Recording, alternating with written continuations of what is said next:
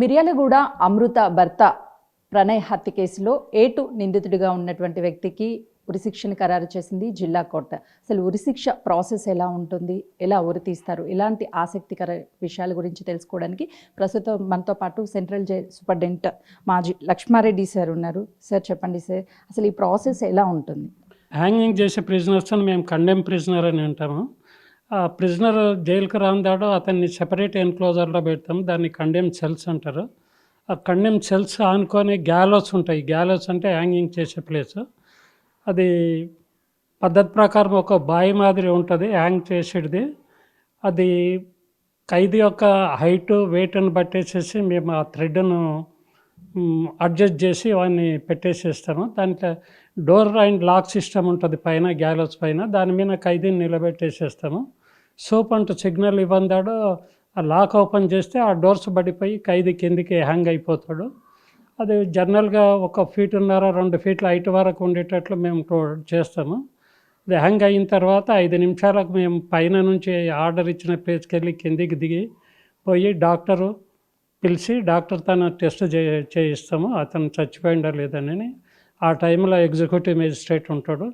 వీళ్ళు ఉంటారంటే కాంప్లికేటెడ్ కేసులలో, అంటే ఈ politically importance prisoners or well known prisoners ఉంటారంటే జ్యుడిషియల్ మేజిస్ట్రేట్ని కూడా అక్కడ పిలుస్తాం అన్నమాట. తర్వాత హ్యాంగింగ్ చేసే రోజు ఖైదీకి స్నానం చేయించి కొత్త బట్టలు ఇస్తాము. హ్యాంగింగ్ ప్లేస్కి తీసుకుపోయేటప్పుడు మొత్తం ఫేస్ అంతా కవర్ చేస్తాము. జనరల్గా వాళ్ళు ఇంటర్వ్యూ కూడా ఎక్కువ అవాయిడ్ చేస్తారు పేరెంట్స్ని. వాళ్ళకి నేను 3 కేసులు చూసిన, కిష్టగౌడ్, భూమయ్య, రాంపేర్ యాదవ్. ముగ్గురు కూడా వాళ్ళ రిలేషన్స్ కానీ పేరెంట్స్ని కానీ పిలిపిస్తామంటారంటే ఒప్పుకోలేదు. సార్, అంటే సినిమాల్లో చూపించినట్లు ఉరి తీసే ముందు వాళ్ళకి ఇష్టమైనటువంటి ఫుడ్ కానీ, లేదు అంటే ఏమైనా కోరికలు కోరుతారా? మీ హయాంలో ఉన్నటువంటి వాళ్ళు ఏం కోరికలు కోరారు? మా అప్పుడు జనరల్గా ఎవ్వరు తిండి కానీ అవి కానీ ఏం కోరలేదు. ఈ రాంపేర్ యాదవ్ మాత్రం మేము చెప్పిన తర్వాత ఫుడ్ తీసుకోలేదు, నాకు పండ్లు జ్యూస్ ఇవ్వమన్నాడు. పండ్లు జ్యూస్ ఇచ్చినాము. కృష్ణగౌడ్, భూమయ్య మాత్రము యాజ్ ఇట్ ఈజ్ జైలు ఫుడ్డే తిన్నారు. మేము అడిగినా కూడా ఏమైనా స్పెషల్ ఫుడ్ కావాలంటే చేపించి పెడతామని చెప్పి, కానీ వాళ్ళు ఏం లేదు సార్ మేము ఉన్నదే తింటామని అన్నారు. హ్యాంగింగ్ రోజు ఉదయం కూడా వాళ్ళిద్దరు ఏం తీసుకోలేదు. ఉరి తీసే వ్యక్తికి ఎప్పుడు చెప్తారు నీకు ఉరి తీయబోతున్నాము అని? ముందుగా చెప్తారా, సడన్గా చెప్తారా? జనరల్గా ఉరి తీసే వ్యక్తికి ప్లేస్ని చూస్తాము. ఆయన ఒకవేళ ఇంటర్వ్యూ తీసుకోవాలి అని అనుకుంటేనంటే జనరల్గా 24 hours బిఫోర్ మొదలే వానికి ఉరి తీస్తామని చెప్పాం. కానీ లాస్ట్ టైం నువ్వు ఎవరితోనైనా మాట్లాడతావా చెప్పు, ఆర్డర్స్ వచ్చే పరిస్థితి ఉంది అని చెప్పేసి చెప్తాం. కరెక్ట్గా డేట్ అయితేనంటే వానికి రేపు చేస్తామని ఓన్లీ 12 hours బిఫోర్ ఉదయం చేస్తామంటే సాయంత్రం లాకప్ టైంలోనే చెప్తాం మనకి. ఆ టైంలో వాళ్ళ మెంటల్ కండిషన్ ఎలా ఉంటుందంటే మరికొద్ది గంటల్లోనే చనిపోబోతున్నామని తెలిసిన వ్యక్తి కండిషన్ ఎలా ఉంటుంది? అంటే జనరల్గా ప్యానిక్ అవుతారు, డల్ అవుతారు మనుషులు. ఈ మాట్లాడడానికి ఇష్టపడరు. జనరల్గా మనం ఎంత మాట్లాడడానికి ఇష్టపడరు, డల్ అయిపోతారు. జనరల్గా నేను అనుకున్నది ఏంటంటే చేసిన తప్పకు పశ్చాత్తాప పడవచ్చు అని నా ఉద్దేశం. వాళ్ళు పడుతున్నారా లేదా కానీ మనుషులు మాత్రం డల్ అవుతారు. ఇక ఎవరితోనే మాట్లాడడానికి ఇష్టపడరు, కోరికలు ఏమన్నా కూడా చెప్పలేరు. కానీ రాంపేర్ యాదవ్ ఏమన్నాడంటే ఒక దేవుని ఫోటో ఇవ్వమన్నాడు పూజ చేసుకుంటామని చెప్పి. మా సోప్ అంటే అలో చేసిండు. ఆ రోజు పూజ చేసుకొని నెక్స్ట్ డే నాడు బొట్టు గిట్టు పెట్టుకొని రెడీ ఉన్నాడు. మేము ఫేస్ కవర్ చేసి వెనక కట్టి కొత్త బట్టలు ఇచ్చి తీసుకొచ్చినాము, గ్యాలర్స్కు తీసుకుపోయినాము. సరే, అంటే ఇప్పుడు దేవుడి పటం అడిగి పూజ చేసుకుంటాను అని అడిగినప్పుడు ఆ ఫోటోకు ఉన్నటువంటి అద్దాలు అవన్నీ ఉంటే ఒకవేళ అవి పగల కొట్టేసి వాళ్ళ మీద వాళ్ళు దాడి చేసుకునే ప్రయత్నం చేస్తారు కదా, ఎలాంటి? అప్పుడు మేము ఫ్రేమ్ ఉన్న ఫోటో ఇవ్వము, ఖాళీ అటతైనా తయారు చేసిన ఫోటో వితౌట్ ఇప్పుడు ప్లాస్టిక్ దొరుకుతాయి కదా అటువంటివే ఇస్తామన్నట్లు. జనరల్గా వానికే కాదు ఏ ఖైదీ కూడా గ్లాస్ మెటీరియల్ మేము లోన అలో చెయ్యం. ఎవరికి బ్లేడ్లు కూడా అలో చెయ్యం. ఎందుకంటే కోసుకుంటారు, కొట్లాడుకొని కోసుకుంటారు. అందుకొరకు గాజు, ఈ బ్లేడ్లు ఇవన్నీ ప్రొహిబిటెడ్ ఆర్టికల్స్. మా లిస్ట్ ఉంది, ప్రొహిబిటెడ్ ఆర్టికల్స్ లిస్ట్ ఉన్నాయి. అవి అలో చేయకుండా మేము గేట్లనే చెక్ చేసి లోనికి తోలిస్తాం వాళ్ళని. ఉరి తీసే ముందు రోజు తనని ఎలా ఉంచుతారు? లోపల అన్నీ తన దగ్గర బెల్ట్ కావచ్చు, లేకపోతే ఇంకేమైనా వస్తువులు ఉంటే దాంతో హ్యాంగ్ చేసుకునే కానీ, తన మీద తను ఏదైనా సరే దాడి చేసుకునడం కానీ చేస్తూ ఉంటారు కదా! ఎలా ఉంటుంది అసలు వాళ్ళది ఎట్లా అంటేనంటే మేడం, వాళ్ళది కండెమ్ సెల్లల్లో వాళ్ళకి ఏం లేకుంటాయి, చీలలు కూడా లేకుంటాయి కొట్టడానికి కొరకు. వాడిని కండెమ్ ప్రిజనర్ అంటే వానికి వానంతకోనికి ఓండు చేసుకునే వస్తువులు కానీ, పరిస్థితి కానీ, యాంగ్ చేసుకునే కానీ ఏమంత ఉంచవు. ఒంటి మీద ఎలాంటి దుస్తులు ఉంచుతారు సార్ ఆ టైంలో? కానీ ఇప్పుడు జనరల్గా మేము లైఫర్స్కు పైజామా షర్ట్ ఇస్తాం, వాడిని కూడా పైజామా షర్ట్ ఇస్తాం, కానీ దాంట్లో నాడ లేకుండా ఉంటుంది. వాడు యాంగ్ చేయాలన్నా కూడా బాత్రూమ్ అటాచ్ లేకుంటుంది వాళ్ళకు. ఓపెన్ చిన్న ఇది ఉంటుంది, డోర్ లేనిది. అందుకొరకు వాడు ఆ బట్టలతోనే యాంగ్ చేసుకోలేడు అన్నట్లు. ఇక బయటికి వాడు వచ్చే క్వశ్చనే లేదు.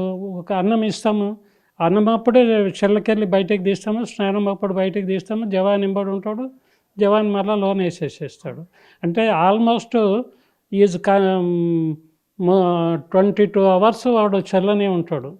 1-2 hours అది అన్నం పెట్టేటప్పుడు, టీ తాగేటప్పుడు జవాన్లు ఆడుకుంటే, ఆ అన్నం తిన్నప్పుడు 5-10 నిమిషాలు బయట ఉంచి లాకప్ వేస్తారు. ఎందుకంటే వాడేమైనా చేసుకుంటే అక్కడ ఉన్న జవాన్లు 2 ఉంటారు, ఒక హెడ్ వార్డర్ ఉంటాడు, ఒక జవాన్ ఉంటాడు కంపల్సరీ.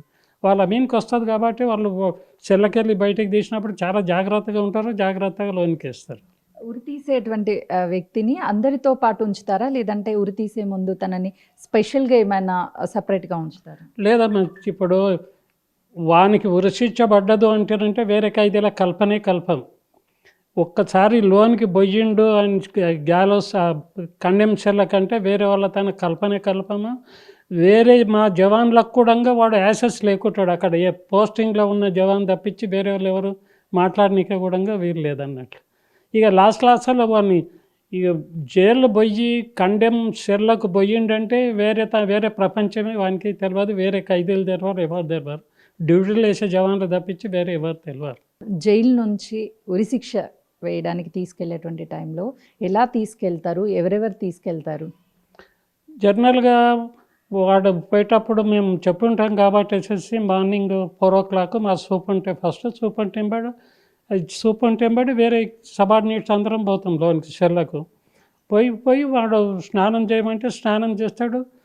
జవాన్లు ఉంటారు అక్కడ, డ్యూటీ జవాన్లు బట్టలు ఇస్తారు, తొడిగిచ్చేసేస్తారు. వాళ్ళు క్యాప్ తొడిగి వెనకేసిన తర్వాత ఒక జవాన్ పట్టుకొని నడిపిస్తుంటాడు. వెనక మేము ముందర 5 జవాన్ నడుస్తాడు, వెనక మేము నడుస్తాం గ్యాలోస్ వరకు. ఎందుకు సార్ తెల్లవారుజామునే ఎక్కువగా ఉరిశిక్షకు తీసుకువెళ్తూ ఉంటారు? ఏంటి ఏదైనా ప్రాసెస్ ఉంటుంది? అంటే ఎట్లా మేడం అంటారంటే, అన్లాకప్ అయిన తర్వాత ఖైదీలు ఎజిటేట్ చేస్తారు, డెడ్ బాడీ బయటికి తీసుకుపోనియ్యరు. ఖైదీలకు వాళ్ళకు కోఆపరేషన్ ఉంటుంది. అది పెద్ద లొల్లైతే జైల్లో. అందుకొరకు ఏంటంటే సన్ రైజ్ కన్నా మొదలే మేము యాంగ్ చేసి బయటికి తీసుకొని పోతాం. మెయిన్ ప్రాబ్లం ఖైదీల తన ప్రాబ్లం వస్తుంది. అందుకని ఇప్పుడు ఒకవేళ మేము ఖైదీలను అన్లాకప్ చేయకుండా కూడా సన్ రైజ్ అయిందంటే తీసుకుపోయేటప్పుడు కనబడతారు. కేకలు వేయడం, అరపులు చేయడం, ఇది చేయడం అన్నీ జరగని ఛాయిసెస్ ఉన్నాయి. అందుకొరకు ఏం చేస్తామంటే సన్ రైజ్ కన్నా మొదలే మేము ఖైదీ డెడ్ బాడీని బయటికి తీసుకుపోతాము. ఒకవేళ వాళ్ళ పేరెంట్స్ రిలేటివ్స్ వచ్చి క్లెయిమ్ చేస్తే డెడ్ బాడీ వాళ్ళకి హ్యాండ్ ఓవర్ చేస్తాము, లేకుంటే మున్సిపాలిటీ వాళ్ళకి ఇచ్చేసేసి మేము ఇది చేసేస్తాము. ఒకవేళ మున్సిపాలిటీ వాళ్ళు చేయకొట్టారంటే, అవైలబుల్ లేకుండా ఉంటారంటే మేము దాన సంస్కారాలు చేస్తాము. ఎవరి రిలీజియస్ ప్రకారము దాన సంస్కారాలు చేయాలని చెప్పి మా రూల్లో ఉంది.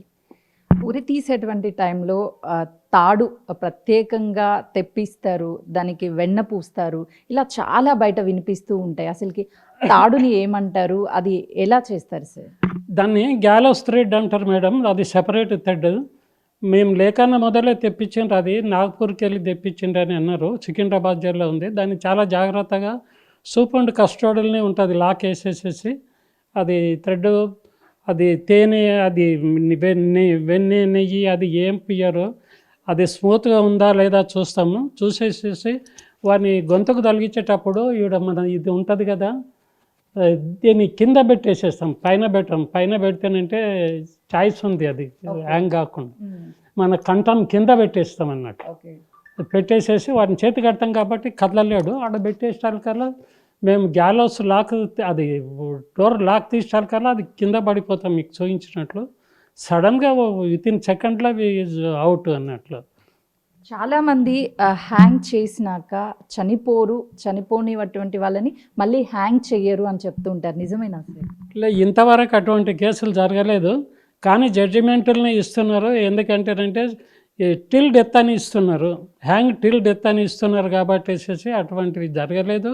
జరిగినా కూడా చచ్చిపోయానికే చేసేసేస్తారు. అంటే ఒకప్పుడు తలారీలు ఉండేవాళ్ళు, ఉరి తీసేటువంటి టైంలో వాళ్ళు ఇదంతా చేసేవాళ్ళు. ఇప్పుడు వాళ్ళు ఉన్నారా సార్? ఎవరు చేస్తున్నారు? ఇప్పుడు ఎవరు లేరు. ఆ ఫార్ములా ప్రకారము మేమే సీనియర్ జవాన్లకు ట్రైనింగ్ ఇచ్చి ఒకరోజు మొదలే ట్రయల్ చేసుకొని చేస్తున్నాం. మేము సికింద్రాబాద్లో మేము అట్లా చేసాం. ఒకరోజు మొదలు అంటే రేపు ఉదయం హ్యాంగ్ చేస్తామనగా నైట్ లాకప్ తర్వాత పోయి మొత్తం ప్రాక్టీస్ చేసి మళ్ళీ డే టైంలో చేస్తే ఖైదీలందరికీ తెలుస్తుంది. లాకప్ మేము ఏం చేస్తామంటే సన్సెట్ చేస్తాము. పోయి సన్సెట్ తర్వాత అదంతా ప్రాక్టీస్ చేసి రెడీ చేసి పెట్టి next day early morning before జనరల్గా బిట్వీన్ 4 and 5 మధ్యన చేస్తాం. ఎలా ఉంటుంది సార్? అంటే మీరు ప్రాక్టీస్ ఎలా చేస్తారు? ఎంత వెయిట్, ఆ పర్సన్ వెయిట్ని కూడా, ఆ తాడు వెయిట్ ఇవంతా కూడా చేస్తారంటారు, ఎలా ఉంటుంది? ఇప్పుడు ఫస్ట్ ఖైదీ వెయిట్ తీసుకుంటాం మేడం, హైట్ తీసుకుంటాము. అవి చూసేసేసి దాన్ని ఏం చేస్తామంటేనంటే ఈ థ్రెడ్ గట్టిగా ఉందా లేదా అని చెప్పి అంత వెయిట్ ఉన్న బ్యాగ్లో ఉసుక వేసి అంత వెయిట్ పెట్టేసేస్తాము. పెట్టేసేసి ఖైదీ ఎంత హైట్ ఉన్నాడో అంత హైట్ వరకు ఆ థ్రెడ్ పోయేటట్లు ఆ ఉసుక సంచిని దానికి కట్టేసేసి ఫస్ట్ హ్యాంగ్ చేసి చూస్తాం మేము. ఆ థ్రెడ్ వీనికి విస్టాండ్ అవుతుందా కాదా, తెగిపోతుందా అని చెప్పేసేసి. కానీ థ్రెడ్ బాగా మంచిగా ఉంటుంది కాబట్టి వేసేసి అటువంటి ప్రాబ్లం. కానీ ఆ బరువు పెట్టి మేము ప్రాక్టీస్ చేస్తాం ఒకసారి, ఆ థ్రెడ్ విత్ స్టాండ్ అవుతుందా లేదా అని వెయిట్కి అని చెప్పేసి చేసి దాని ప్రకారం చేస్తాం. అందుకొరకు ఎక్కడ మిస్టేక్ అనేది ఏం జరగదు అందులో. ఉరి తీసేటటువంటి సమయంలో అక్కడ ఎవరెవరు ఉంటారంటే కోర్టు నుంచి ఎవరు వస్తారు, లేదు అని అంటే జైలు నుంచి ఎంతమంది పర్సన్స్? కోర్టు నుంచి ఎవరు లేకుంటారు మేడం. జైలు నుంచి మాత్రం superintendent, deputy superintendent, medical officer, deputy jailer above ర్యాంకర్లు ఉంటారు. వేరే అక్కడ కండెమ్ సెల్లో ఉన్న జవాన్లు ఉంటారు. ఇక మా సూపరింటెండెంట్కు, డిప్టీ సూపరింటెండెంట్కు పైలట్స్ ఉంటారు. ఆ 2 జవాన్లు, మొత్తం 3 జవాన్లు, ఒక హెడ్ వార్డరు, మేము తప్పించి ఆఫీసర్లు తప్పించి. ఇక జ్యుడిషియల్ మేజిస్ట్రేట్ని జనరల్గా పిలువ, ఎగ్జిక్యూటివ్ మేజిస్ట్రేట్ ఉంటాడు, డాక్టర్ ఉంటాడు. డాక్టర్ జైలు డాక్టరే ఉంటాడు. తలారీ లేనప్పుడు జవాన్కి ట్రైనింగ్ ఇచ్చి మీ వాళ్ళే ఎవరొకరు హ్యాంగ్ చేస్తారని చెప్తున్నారు కదా సార్. అంటే మీరు పై ఆఫీసర్స్ వాళ్ళని సెలెక్ట్ చేస్తారా, లేదు అని అంటే ఆఫీసర్ ఎవరు చెప్తే వాళ్ళని చేయాల్సిందేనా? ఈ సిస్టంలో పెద్ద ఆపరేషన్ లేదు మేడం. సూపరింట్ సిగ్నల్ ఇయ్యందాడు లాక్ ఓపెన్ చేయడమే. ఇప్పుడు ఏముంటుంది, మన గేర్ మాదిరి ఉంటుంది, వెనకకి ఇచ్చటానికల్లా డోర్ పడిపోతుంది. That is operation. దాన్ని హ్యాంగ్ చేయడము, తల కొట్టడము ఏం లేదు. వాడు ఏం చేస్తాడు, డోర్ ఓపెన్ చేస్తాడు అంతే. డోర్ ఓపెన్ చేస్తే వాడు పడిపోతాడు. అందుకొరకు anybody can do it. That విషయాలన్నీ ఫ్యామిలీలో జవాన్స్ చెప్తారా సార్? అంటే నేను ఈరోజు వీళ్ళని ఉరి తీశాను, లేకపోతే వాళ్ళ ఫ్రెండ్స్కి కానీ ఇలాంటి విషయాలు ఫ్యామిలీస్లో తెలుస్తాయి? అది మొదలు ఎవరు చెప్పారమ్మా, అయిన తర్వాత ఇట్లా జరిగింది అని చెప్పుకుంటారు. కానీ బిఫోర్ హ్యాంగింగ్ ఎవరు చెప్పారు, ఏ జవాన్లో కూడా చెప్పాము మేము. జనరల్గా 99% ఎవరికి చెప్పాము. సూపరింటెండెంట్ కూడా కాన్ఫిడెన్స్ ఉన్న ఆఫీసర్లకే చెప్తాడు, వేరే ఎవరికి చెప్పాడు. అలాంటి జవాన్స్కి ప్రమోషన్స్ లేకపోతే హైక్ చేయడం ఇలాంటివి ఏమన్నా ఉంటాయి?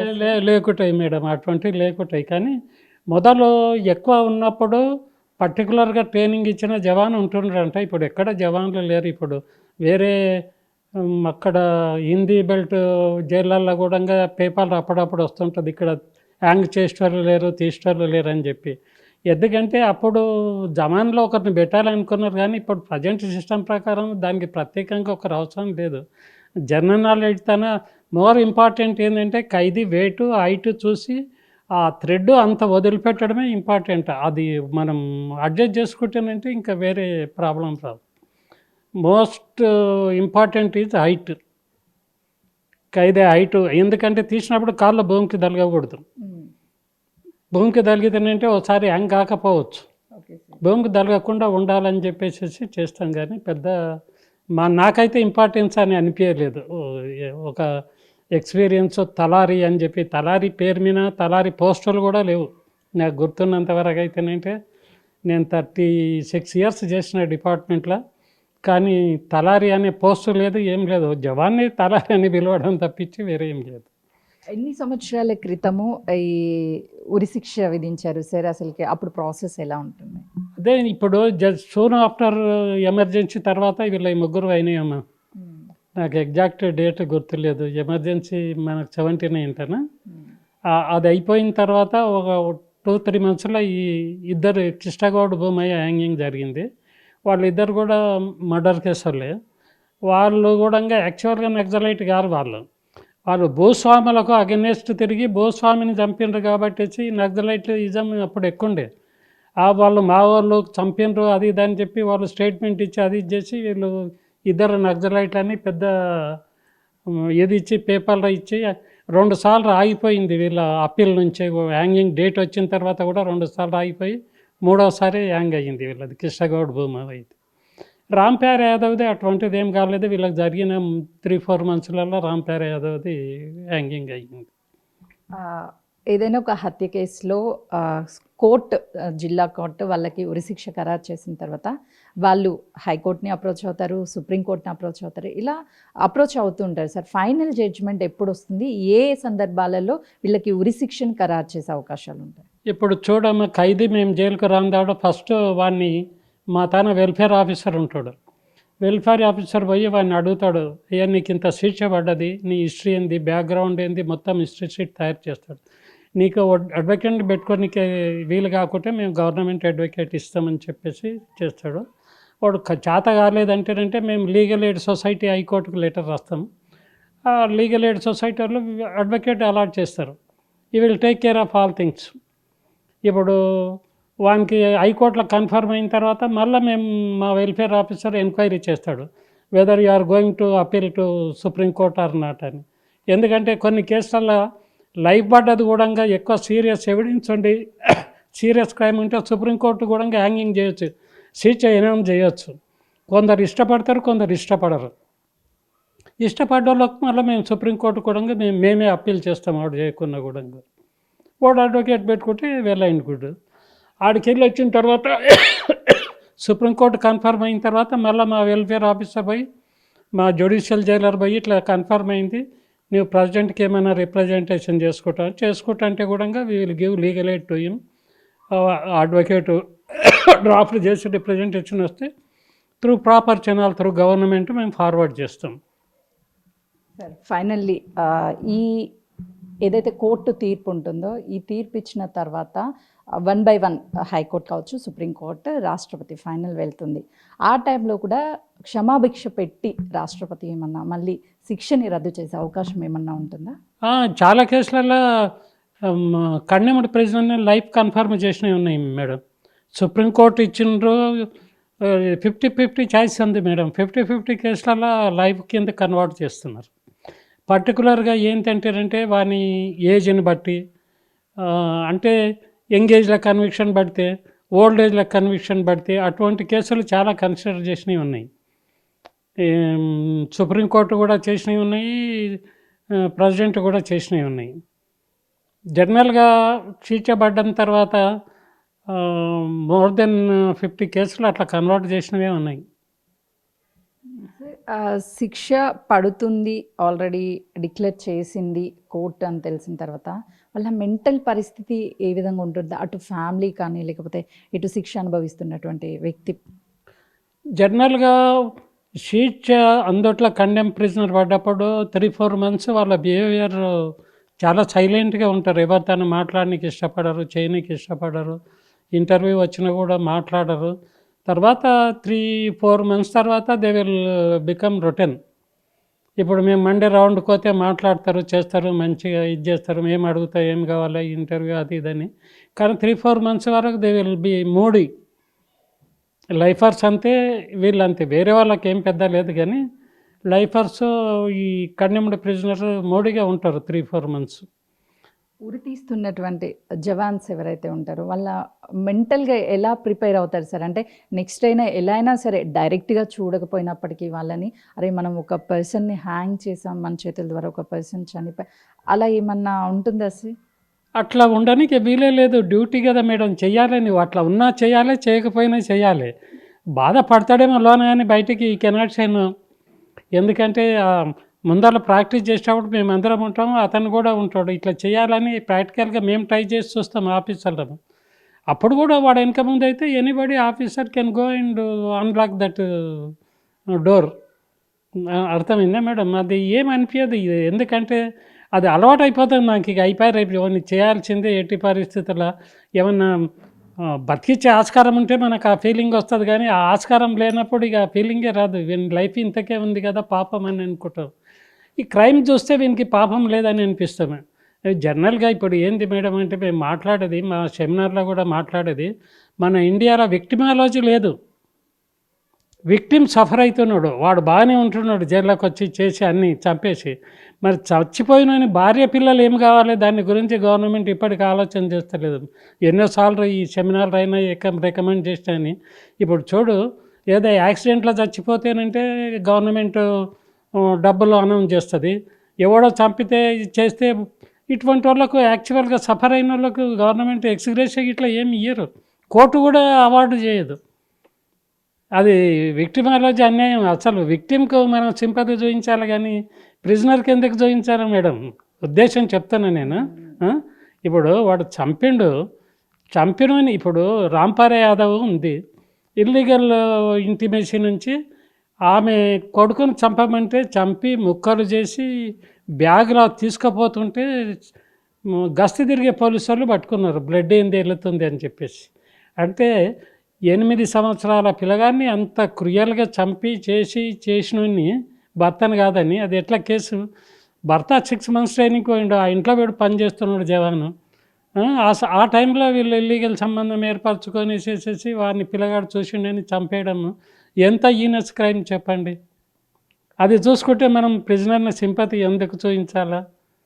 మనకు సింపతి రాదు. వాని బ్యాక్గ్రౌండ్ చూస్తే మనకు సింపతి రాదు. ఎందుకంటే మన ఎంబడి ఇన్ని రోజులు ఉన్న మనిషి చచ్చిపోతున్నాడా అని చెప్పేసి బాధ అనిపిస్తుంది, కానీ యాక్చువల్గా చేసిన తప్పకు సరిగా పనిష్మెంట్ దొరికిందని అనుకుంటాం.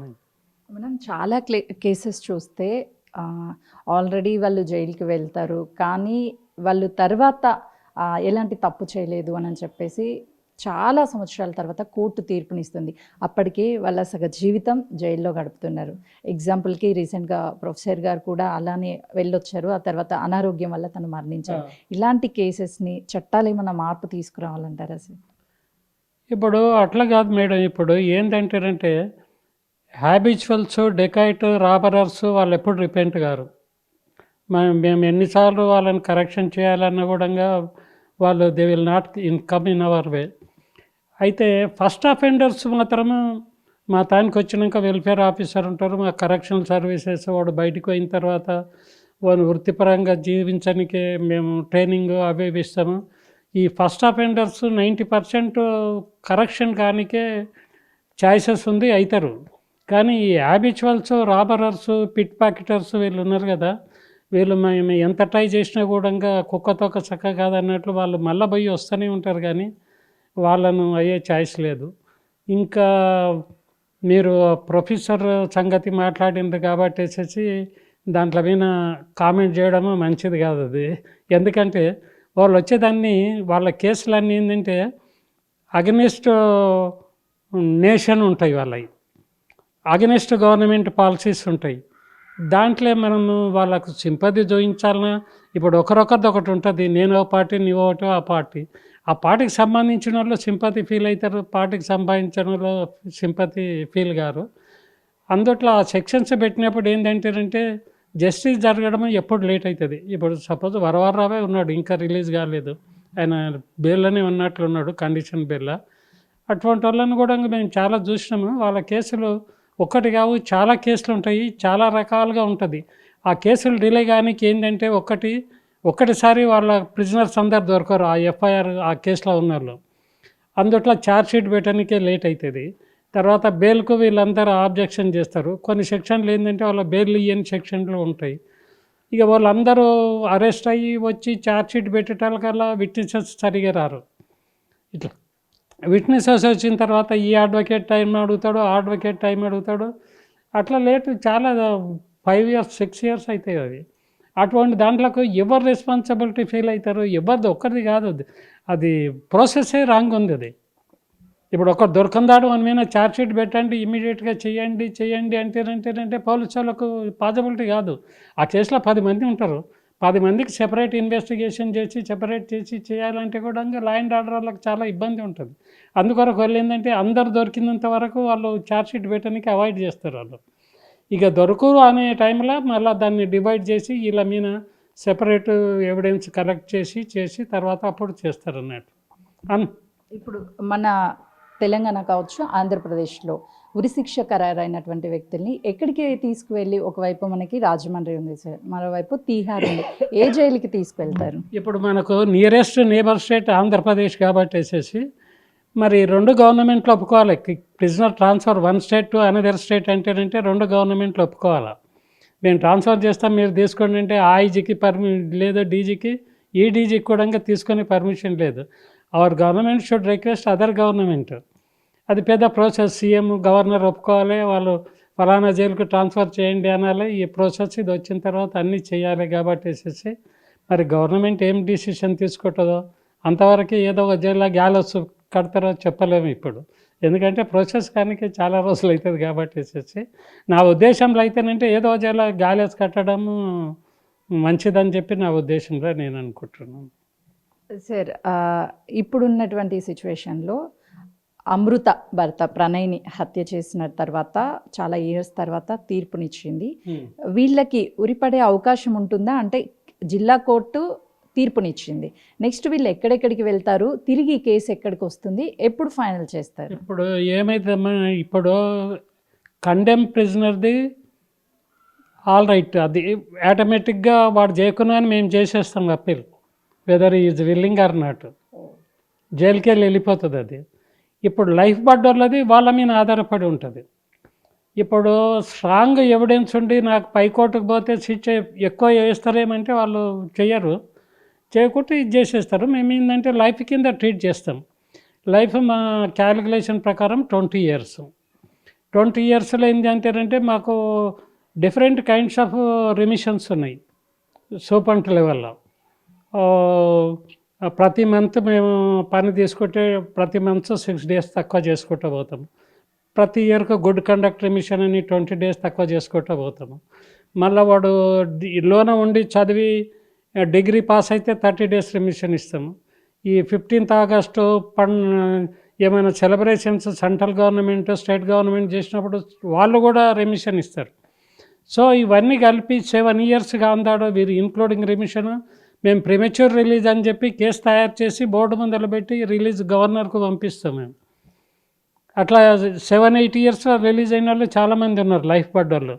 కొందరు ఏం చేస్తారంటే అప్పీల్ పడితే లైఫ్కి పడితే కష్టమవుతుంది, 7 ఏళ్ళల్లో వెళ్ళిపోతాం మనం మంచిగా ఉంటే అని చెప్పేసి జనరల్గా కొందరు అప్పీల్ చేసుకోరు. చాయిస్ ఉందని వాళ్ళ అడ్వకేట్ వాళ్ళకు ఒపీనియన్ ఇస్తే చేస్తాడు. ఇప్పుడు స్ట్రాంగ్ ఎవిడెన్స్ ఉండి కోర్టులో లీనియంట్ తీసుకున్నారంటే పోలీసు వాళ్ళు అప్పీల్ చేస్తారు. వీళ్ళకి ఇచ్చిన పనిష్మెంట్ తక్కువ ఉంది, మీరు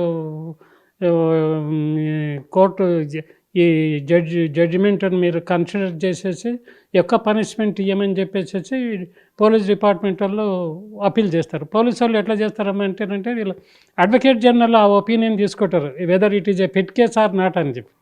it is a fit case for appeal అంటేనంటే పోలీసు వాళ్ళు అప్పీల్ చేసేస్తారు. వాళ్ళకి అడ్వకేట్ జనరల్ డ్రాఫ్ట్ అవుతారు, హైకోర్టుకు సుప్రీంకోర్టుకు చేసేస్తారు. ఫైనల్లీ క్వశ్చన్, మీ హయాంలోనే ఇద్దరిని ఉరి తీసినటువంటి సందర్భాలు మీరు చూసారు. అసలు ఉరిశిక్షని మీరు సమర్థిస్తారా? అంటే ఒక ప్రాణం తీసినటువంటి వ్యక్తిని ఇంకొకరు అదే ప్రాణాన్ని తీస్తున్నారు, అంటే ప్రాణానికి ప్రాణమే తీయడమని అట్లా మీరు ఏమన్నా ఎప్పుడైనా ఫీల్ అవ్వడం కానీ లేకపోతే అలా అనిపించిందా? ఇట్లా ఫీల్ అవ్వడానికి మేము చాలా దిక్కులో ఆలోచన చేస్తాము. యాజ్ ఏ పర్సన్గా చెప్తున్నాను, యాజ్ ఏ ఆఫీసర్గా దట్ ఈజ్ సెపరేట్. ఇప్పుడు స్టాటిక్స్ ప్రకారం ఎక్కడైతేనంటే హ్యాంగింగ్ లేదా ఏ కంట్రీలో అయితేనంటే అక్కడ క్రైమ్ ఎక్కువ అవుతుంది, భయం అనేది లేకుండా పోతుంది. మరి భయం ఉండాలంటేనంటే ఏదో ఒకటి ఉండాలా. ఇప్పుడు ఎగ్జాంపుల్, ఇప్పుడు రీసెంట్గా మనం చూస్తున్నాము, ఇల్లీగల్ ఇమిగ్రెంట్స్ ఇండియాకి చాలా వచ్చేస్తున్నారు, పాపులేషన్ పెరిగిపోతుంది. Unless there stringent punishment we cannot stop them. అందుకొరకు ఈరోజు ఏం చేసిండ్రు, నిన్న పార్లమెంట్లో కొత్త యాక్ట్ పెట్టిండ్రు. అదేంది మినిమం 7 years సెంటెన్స్ 5 lakhs అని పెడితేనంటే ఏమైందంటే వలసదారులు తక్కువ అవుతారు. ఇప్పుడు ఏంటంటే అఫెన్స్కి తగ్గ పనిష్మెంట్ లేకుంటేనంటే పబ్లిక్ లీనియన్స్ అయిపోతుంది. వాడు వచ్చి ఏం చేస్తారా, నేను మొన్ననే పోయి వచ్చినా 3 సంవత్సరాలు వెళ్ళినా, ఇంకో మర్డర్ చేసి కావస్తే 3 సంవత్సరాలు పోయినా అని ఆ ఆస్పెక్ట్ ఉంటుంది. అని క్రైమ్ ఎక్కువై జైలు పాపులేషన్ కూడా ఎక్కువ అవుతుందని నా ఉద్దేశం యాజ్ ఏ జైలు ఆఫీసర్. ఎందుకంటే జైల్లో కూడా మాకు 2 చాప్టర్స్ ఉన్నాయి, అఫెన్సెస్ అండ్ పనిష్మెంట్స్ అని. అఫెన్సెస్కి తగ్గ పనిష్మెంట్ కన్సర్న్ సూపంట్ ఇస్తేనే లోన అడ్మినిస్ట్రేషన్ బాగుంటుంది. లీనియన్స్ తీసుకుంటే సూపంట్కి ఏదో చెప్తాడు, ఏదో అవుతుందిలే అని వాడు కొట్టుకుంటాడు, ఏదో మిస్చీఫ్ చేస్తూనే ఉంటారు అన్నట్టు. సో నా ఉద్దేశం ఏంటంటే 2 కరెక్ట్గా ఉండాలి, అఫెన్స్కి తగ్గ పనిష్మెంట్ ఉండాలి. నా ఉద్దేశంలో యాజ్ ఏ డిసిప్లిన్డ్ ఆఫీసర్గా నేను ఫీల్ అయ్యేది అదే. చూస్తున్నాం కదా, శిక్ష అనుభవించేటువంటి వ్యక్తులకి ఏదైతే నిందితుడిగా ఖరారైన తర్వాత జిల్లా కోర్ట్స్ వాళ్ళకి ఉరిశిక్షను ఖరారు చేసిన తర్వాత హైకోర్టు, సుప్రీంకోర్టు ఆ తర్వాత వాళ్ళు అప్రోచ్ అయ్యే అవకాశం కల్పిస్తుంది. అక్కడ నుంచి కూడా వాళ్ళకి శిక్ష ఖరారైతే ఉరి తీసేటువంటి 24 hours ముందు డిపెండ్స్ ఆన్ వాళ్ళ మెంటాలిటీ స్టేజ్ని బట్టి వాళ్ళు ఎలా ఉన్నారు అనే దాని మీద ఆధారపడి ఉంటుంది అని చెప్తున్నారు. మొత్తానికైతే మాత్రము చాలామంది తప్పులు చేసి జైలుకి వచ్చి చిన్న చిన్న శిక్షలు వేస్తే 2-3 నెలల జైల్లో ఉంటాము, మళ్ళీ హత్య చేయొచ్చు అని చెప్పేసి పెద్ద పెద్ద హత్యలు కావచ్చు, లేకపోతే నేరాలు జరిగే అవకాశం ఉంటుంది. కాబట్టి ఇలాంటివి కట్టడి చేయాలి అని అంటే ఖచ్చితంగా ఏవైతే సీరియస్ కేసెస్ ఉంటాయో వాళ్ళ దాంట్లో మాత్రమే ఈ ఉరిశిక్షలు ఖరారు చేస్తుంటారు. దానికి కూడా చాలా లాంగ్ ప్రాసెస్ ఉంటుంది అని చెప్తున్నారు సెంట్రల్ జైల్ మాజీ సూపరింటెండెంట్ లక్ష్మారెడ్డి. కెమెరామెన్ సంజుతో Sujata, Hyderabad. For more videos like this, subscribe Big TV channel.